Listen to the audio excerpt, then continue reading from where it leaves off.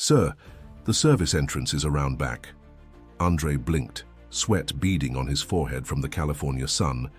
He had just stepped out of his Uber in front of the luxurious Ocean Crest Hotel in Santa Monica, bag in hand, when the doorman intercepted him. I have a reservation," Andre said, trying to steady his voice. The doorman's eyes swept over him. Dark skin, plain hoodie, worn sneakers. A moment of silence passed, thick with judgment. "Sure you do," the doorman said flatly. "But deliveries go through the back. Please don't block the entrance." Andre clenched his jaw. Around him, white guests wheeled Louis Vuitton suitcases past polished glass doors. He looked down at his own duffel, a faded high school basketball logo still stitched near the zipper. He hadn't worn anything fancy, just something comfortable for the flight. He hadn't thought it would matter. He reached into his pocket and pulled out his phone, holding up the confirmation email. "Room 814, under Johnson," he said, watching the man's expression shift, not to apology but irritation. "You people always think a booking changes who you are," the doorman muttered, low but clear. Andre froze. Did he just... Before he could respond, another hotel staff member, a woman at the front desk, spotted them and walked over. "Is there a problem here, Mark?" she asked. Mark gave her a look that said, "Handle this." "He says he has a reservation," Mark said dismissively. "But he doesn't seem to know the policy for guests." The woman looked Andre over, her polite smile barely reaching her eyes. "I'll take it from here," she said. "Sir, can I see your ID?" Andre handed it over without a word. The silence between them was loaded.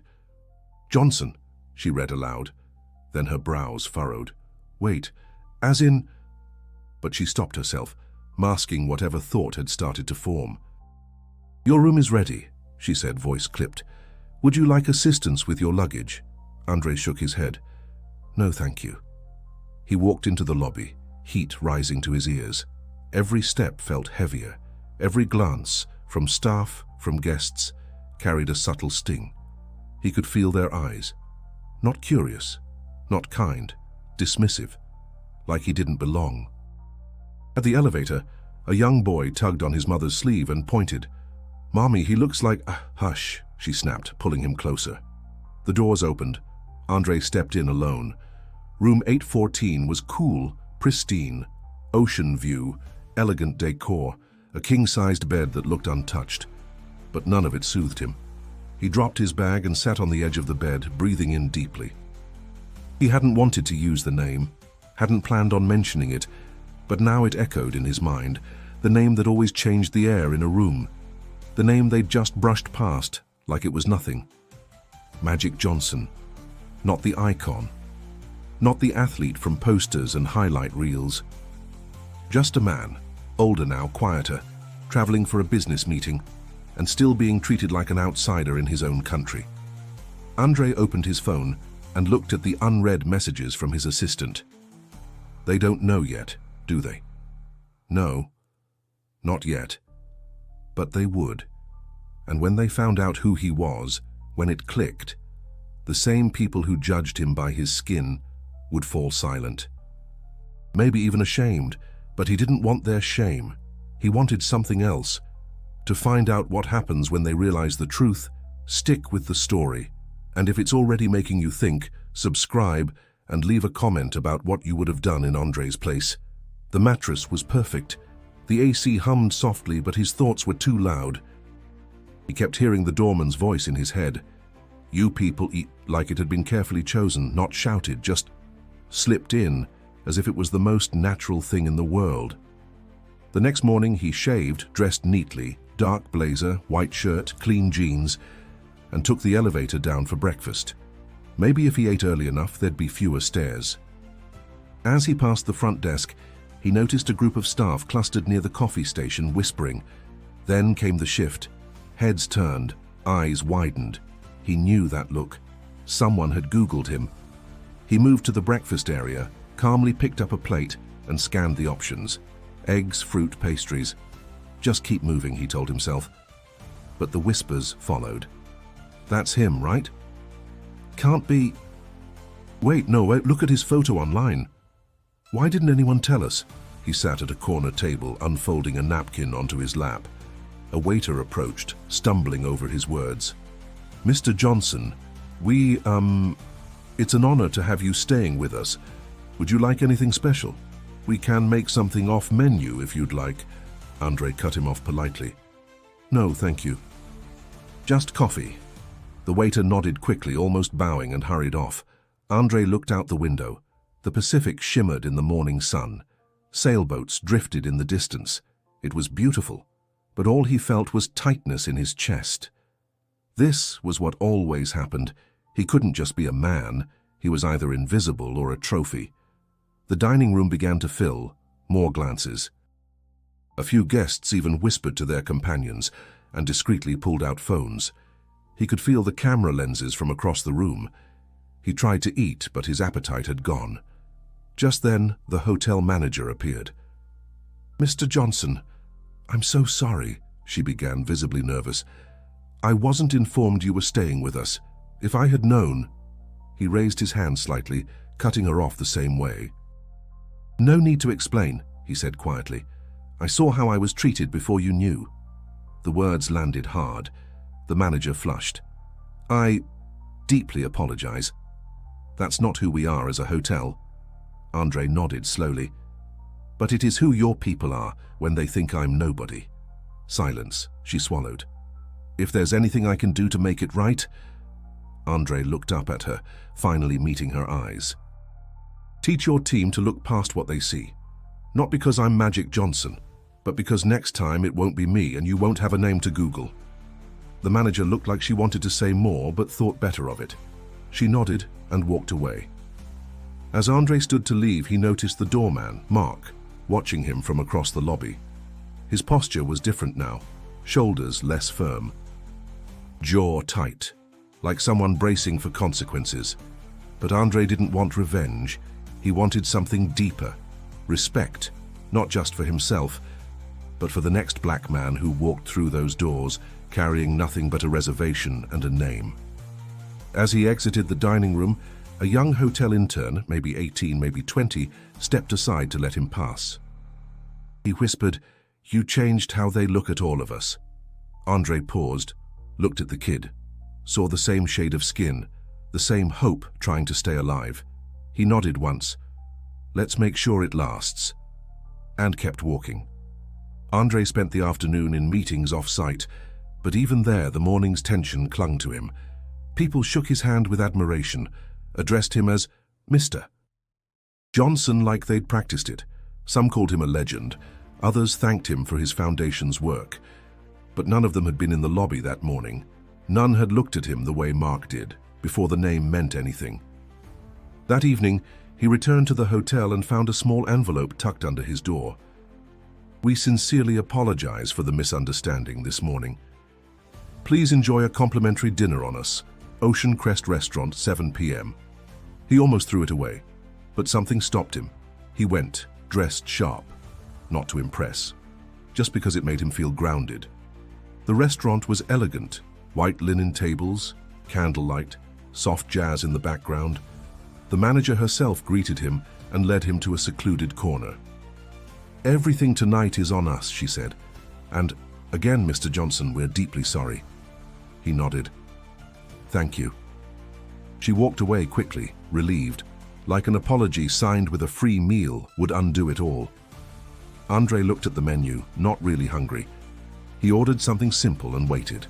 10 minutes later, Mark, the doorman, appeared. It was unexpected. He looked uncomfortable, out of place without his hat and gloves. Just a man now, standing before someone he had misjudged. "Mr. Johnson," he said, voice quieter than earlier that day. "I wanted to speak with you, if that's all right." Andre gestured to the chair across from him. Mark sat slowly, hands folded, eyes down. "I didn't know who you were," he began. Andre didn't smile. "I know. But that's not what I mean," Mark said quickly. "I didn't know who you are, not the name. You were polite, calm. You had every right to be angry." Andre sipped his water, said nothing. Mark's voice wavered. I grew up not seeing a lot of men like you in places like this, and I guess I thought I was protecting the hotel. I didn't stop to think how that made you feel. Now Andre looked at him. And if I wasn't Magic Johnson, he asked. Mark swallowed. Then I'd still owe you the same apology. Silence stretched. Andre studied the man. Not the uniform, the person. Regret hung on him like weight he wasn't used to carrying. You ever been followed around in a store, Mark? Andre asked softly. Mark shook his head. You ever had someone cross the street just because you were walking toward them? Again, no. Ever had to prove you belong somewhere just because of how you look? Mark's eyes brimmed with something close to shame. No, sir, I haven't. Andre leaned back. Then don't ever forget how it feels to be the one holding the door while someone else decides if you deserve to walk through. Mark nodded. I won't. He stood, unsure if he should offer a handshake. He didn't.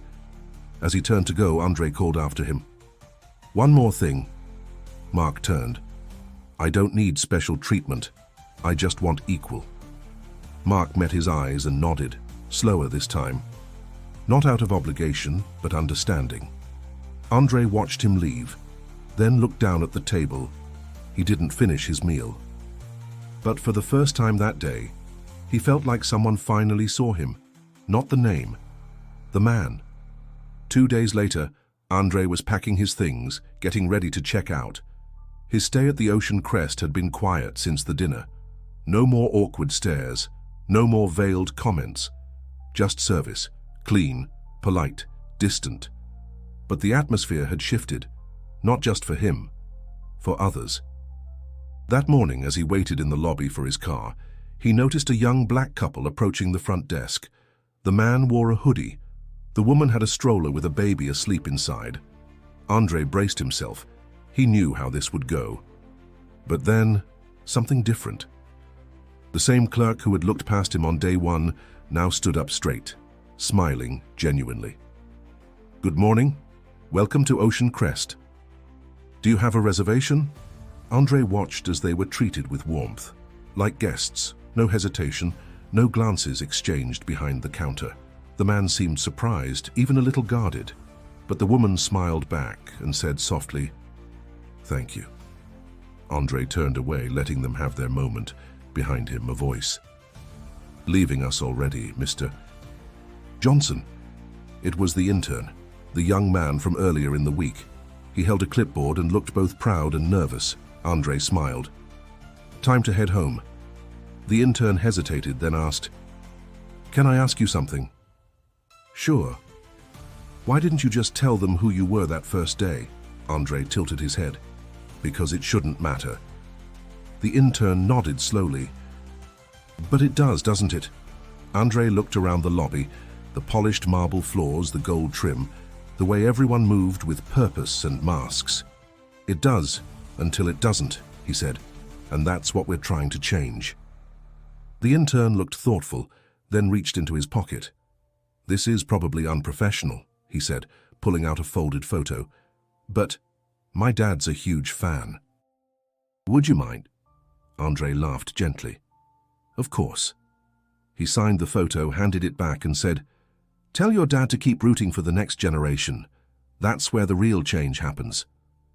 Just then, the manager approached, flanked by a bellhop carrying Andre's bag. Mr. Johnson, she said, we've waived all charges and your car is ready. Again, we're grateful for your visit and truly sorry for how it began. Andre gave a polite nod. Thank you. The bellhop opened the door, and Andre stepped out into the California morning. The same sun as before, but the air felt different. As he climbed into the back seat, he took one last look at the building. It looked exactly the same, but he knew something inside had shifted. He didn't expect an overnight revolution or a hotel-wide reckoning. That wasn't how these things worked, but maybe, just maybe, the next time a guest walked in with brown skin and worn shoes, they wouldn't be told to use the service entrance. Maybe they'd be asked, How can we help you today? As the car pulled away, Andre opened his phone. A message from his assistant lit up the screen. ESPN just picked up the story. You want to comment?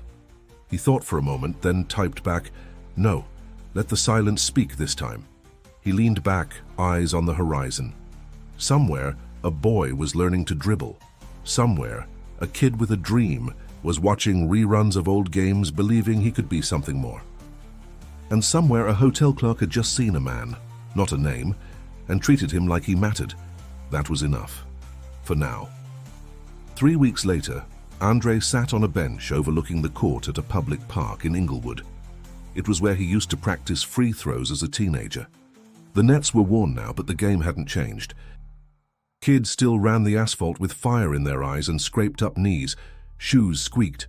Trash talk bounced back and forth with laughter and sweat. Andre watched quietly. Beside him sat Thomas, the intern from the Ocean Crest, dressed casually this time, clipboard replaced by a notebook filled with scribbles. "They're fast," Thomas said, gesturing to the kids. "But they don't move like you used to." Andre smiled. "Good, they'll move better." Thomas leaned back. "Can I tell you something?" Andre nodded. "After you left, things at the hotel didn't just go back to normal. Mark got quiet. He started training new staff differently, slower, more personal, less about polish, more about respect." Andre looked surprised. "And the manager?" he asked. "She brought in someone to talk to the team, a diversity trainer, first time ever. And she said something that stuck with me. We can't afford to only respect people we recognize." Andre looked down at the court. Sometimes the real wins didn't come with trophies. Sometimes they came in the form of someone else choosing to act differently. He turned to Thomas. "Do you ever feel like you're carrying more than your own name?" "All the time," Thomas said. "Like I'm representing my whole neighborhood." Andre nodded. "That feeling. Don't run from it, but don't let it be a weight either. Let it sharpen you, make you clearer." Thomas was quiet for a while, then he said, "I never thought someone like you would talk to someone like me." Andre raised an eyebrow. "Someone like me? You know, legend, mogul, all that?" Andre chuckled. "I'm just a man who never stopped showing up, even when the world tried to tell me I didn't belong." They sat in silence, watching a game unfold. A small boy, maybe 9 or 10, hesitated before taking a shot. He missed. His shoulders slumped. One of the older boys clapped his hands, encouraging him. "Try again, little man." The boy smiled shyly and picked up the ball. "That's how it starts," Andre said. Thomas nodded. The sun was starting to set. Light spilled across the court in long golden bands.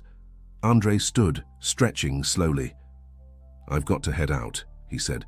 "But stay here a while, watch the whole game." Thomas stood too, notebook still under his arm. "Can I ask one last thing?" he said. "Why didn't you tell your side of the story when the hotel incident went viral?" Andre smiled softly. "Because the world already knows what happened. What it needs is time to realize why it matters." He turned to leave, then stopped. "Hey," he added, "if you ever get in that position, yes, where you have the power to open a door for someone, don't hesitate." Thomas nodded firmly. "I won't." Andre walked away, blending into the soft hum of the city. No cameras, no applause, just the quiet power of having turned judgment into reflection. And for anyone watching this story, if it made you pause, if it made you think, then maybe it's worth carrying forward. Share it.